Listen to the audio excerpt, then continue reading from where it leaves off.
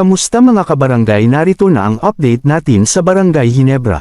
Barangay Ginebra, makakaharap ang Eastern pagkatapos ng mahigpit na unang linggo sa Commissioner's Cup. Ang unang linggo ng Barangay Ginebra sa Commissioner's Cup ay puno ng aksyon, na may 3 laro sa loob ng 5 araw. Ang Gin Kings ay nagwagi sa kanilang huling 2 laban, at kamakailan lang ay nakakuha ng isang nakakumbinsi na 94-72 na panalo laban sa Phoenix.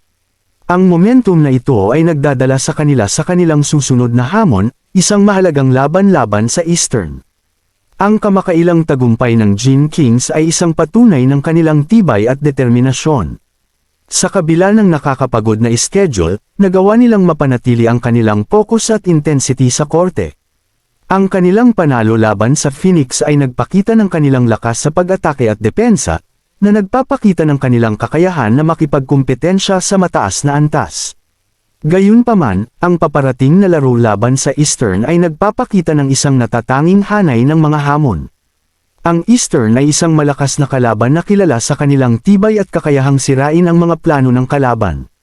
Kailangan ng Gin Kings na ipakita ang kanilang pinakamahusay upang makamit ang isa pang tagumpay. Ang laban sa Eastern ay nangangako na maging isang kapana-panabik na engkwentro. Parehong koponan ay sabik na patunayan ang kanilang halaga at makamit ang isang mahalagang panalo sa Commissioner's Cup. Sa intensity at kasanayan na ipapakita, ang mga tagahanga ay nasa para sa isang treat habang ang Ginebra ay naghahanap upang ipagpatuloy ang kanilang winning streak.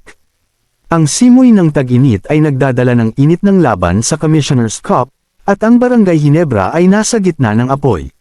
2 sunod-sunod na panalo ang kanilang dala, isang patunay ng kanilang tibay at determinasyon.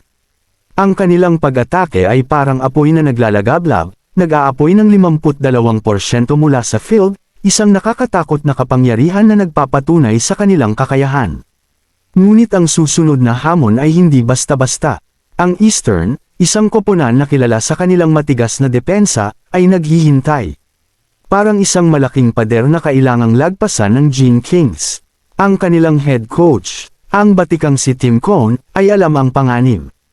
Alam niyang kailangan ng Ginebra na mag-isip ng bagong estratehiya, isang paraan para masira ang depensa ng Eastern. Ang mga tagahanga ay nag-aabang. Ang bawat tagumpay ng Ginebra ay nagdudulot ng kilig at pag-asa. Ang panalo laban sa Eastern ay magdadala sa kanila sa 3-0 na standing, isang malakas na simula na magbibigay ng kumpiyansa at momentum. Ngunit ang Eastern ay hindi basta-basta magpapatalo. Handa silang makipaglaban, handa silang magbigay ng matinding hamon. Ang laban ay magiging isang mahigpit na pagsubok. Ang bawat pag-atake, bawat depensa, bawat galaw ay magiging mahalaga. Ang Ginebra ay kailangang magpakita ng kanilang tunay na kakayahan, ang kanilang puso at determinasyon. Ang tagumpay ay hindi basta-basta nakukuha, kailangan itong paghirapan, kailangan itong labanan. Ang simoy ng tag-init ay nagdadala ng init ng laban. Ang Barangay Ginebra ay handa na sa hamon. Ang kanilang apoy ay naglalagablab, at handa silang makipaglaban para sa tagumpay. Ang laban ay magiging isang makasaysayang engkwentro, isang pagsubok ng kanilang lakas, isang pagkakataon para sa kanila. Kayo mga kabarangay, ano sa tingin ninyo ang magiging standing ng ating Barangay Ginebra after ng laro? Ano din sa tingin nyo ang maaring nilang gawin upang matalo nila ang guest team? Ano pang hinihintay mga kabarangay? Comment down below.